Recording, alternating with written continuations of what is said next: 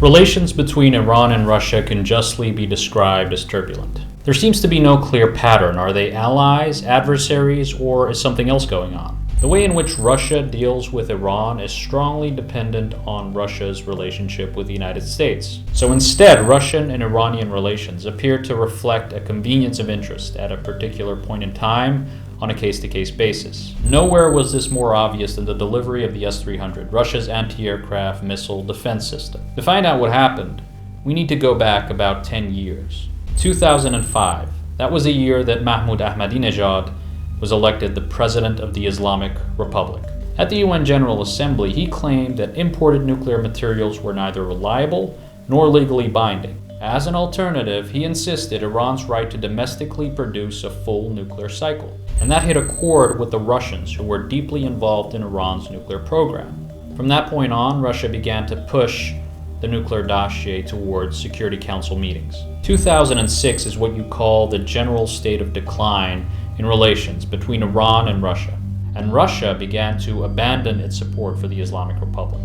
Following this state of decline, we'll see a series of UN Security Council resolutions being aimed at Iran. Now, between 2007 and 2011, there was a deficit in all levels of bilateral activity between the two countries. The deal to deliver the S300 was signed in 2007 and was worth $800 million.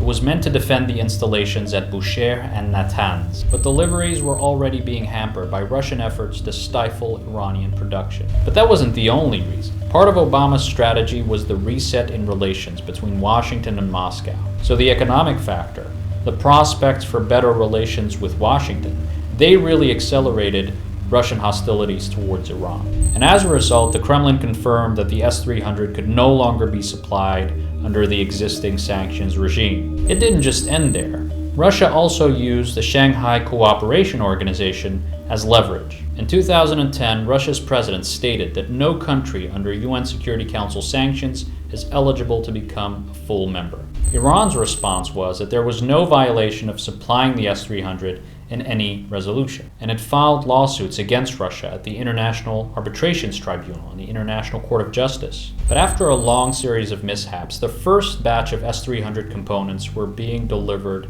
in April of 2016. Looking back at all this, one thing became more than clear. In theory, these countries might offer the world a counter-hegemonic alternative, but in practice, selfishness still prevails and nothing is predictable.